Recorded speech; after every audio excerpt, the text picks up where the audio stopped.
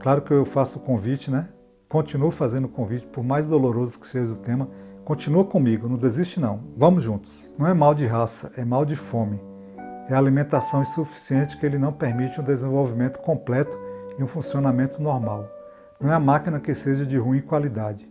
E se o seu trabalho rende pouco, ela estanca e para a cada passo e se despedaça cedo e por falta de combustível suficiente e adequado. Muito mais do que a seca, o que acarreta a fome no Nordeste é o pauperismo generalizado, a proletarização progressiva de suas populações, cuja produtividade é mínima e está longe de permitir a formação de quaisquer reservas com que seja possível enfrentar os períodos de escassez. Os anos das vacas magras, mesmo porque no Nordeste não há anos de vacas gordas, tudo é pobreza, é magreza, é miséria relativa ou absoluta.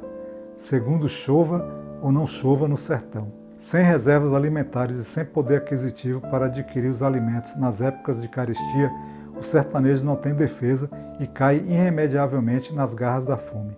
A história dos homens do Nordeste me entrou mais pelos olhos do que pelos ouvidos. Entrou-me por dentro dos meus olhos ávidos de criança sob forma dessas imagens que estavam longe de serem claras e risonhas. Nada eu via que não provocasse a sensação de uma verdadeira descoberta. Foi assim que eu vi e senti formigar dentro de mim a terrível descoberta da fome. É o desequilíbrio econômico do mundo, com as resultantes desigualdades sociais.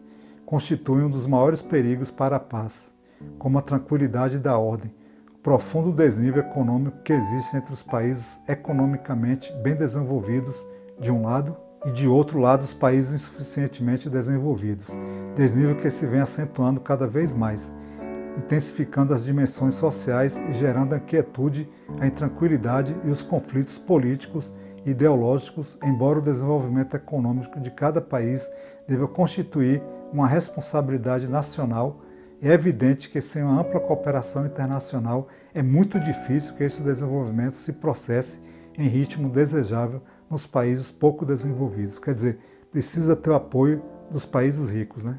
E dessa forma preservar o equilíbrio político e social do mundo. Acontece, porém, que a verdade sobre a fome incomoda os governos e fere as sustentabilidades patrióticas e por isso mesmo são frequentemente vedadas ao grande público, pelas respectivas censuras políticas.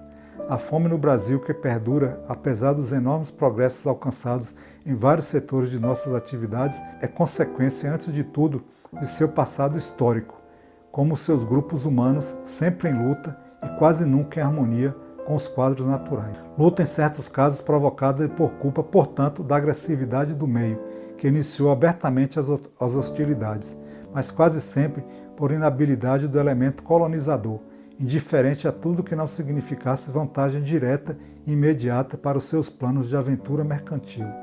Aventura desdobrada em ciclos sucessivos de economia destrutiva ou pelo menos desequilibrante da saúde econômica da nação, o do pau-brasil, o da cana-de-açúcar, o da caça ao índio, o da mineração, o da lavoura nômade, a do café, o da extração da borracha e, finalmente, o de certo tipo de industrialização artificial, baseada no ficcionismo das barreiras alfandegárias e no regime de inflação. A luta contra a fome no Nordeste não deve, pois, ser encarada em termos simplistas de luta contra a seca, muito menos de luta contra os efeitos da seca, mas de luta contra o subdesenvolvimento em todo o seu complexo regional, expressão da monocultura e do latifúndio, do feudalismo agrário e da subcapitalização na exploração dos recursos naturais da região. Constitui, pois, a luta contra a fome concebida em termos objetivos, o único caminho para a sobrevivência de nossa civilização,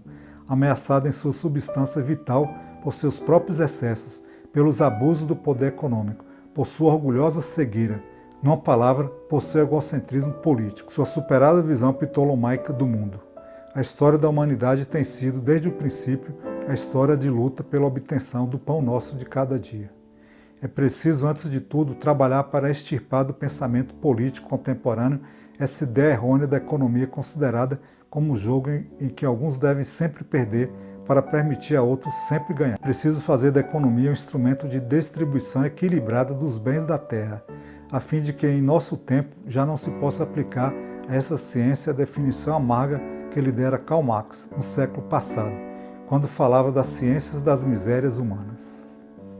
Que texto, hein, pessoal? Que realidade. A minha grande angústia é porque isso ainda ocorre, ainda está ocorrendo, né? E aí aqui precisa ficar bem claro esse preconceito que existe ainda, né? Que não é mal de raça, é mal de fome. Alimentação insuficiente. E com essa alimentação insuficiente não se permite um desenvolvimento completo e um funcionamento normal, né? E aí o texto nos diz que o que acarreta a fome no Nordeste é o pauperismo generalizado, não é a seca. Vacas magras eu achei marcante quando ele diz que no Nordeste não tem vacas gordas, né? Aquela história de 7 anos de vacas gordas, 7 anos de vacas magras. Né? Tudo é pobreza, tudo é magreza. É miséria relativa e é miséria absoluta. E isso, chova ou não chova no sertão, a história é sempre a mesma. Sem condição de fazer reservas alimentares, pois não tem poder aquisitivo, o sertanejo não tem defesa e cai irremediavelmente nas garras da fome, né? Isso é um verdadeiro desequilíbrio econômico do mundo, né? Gerado pelas desigualdades sociais. É a fome no Brasil que perdura. E aí ele cita, né, lá nas causas desde o início, da inabilidade do colonizador, que só tinha uma visão mercantilista, né? Tudo que não significasse vantagem direta e imediata. E aí a luta contra a fome, né? A luta contra o subdesenvolvimento. E aí ele nos fala sobre a ideia de que alguns sempre têm que perder para outros sempre têm que ganhar, né? Tem que acabar com isso. E é preciso uma distribuição equilibrada dos bens da terra. Eu achei um texto muito forte, mas eu quis trazer para vocês porque é uma realidade que nos cerca. Nós que somos aqui do Nordeste sabemos dessa realidade, mas eu tenho certeza que em pequenas ou grandes proporções isso atinge ainda todo o Brasil, mais o Norte e o Nordeste, mas nós somos brasileiros, nós queremos ser vistos, nós queremos uma solução, né?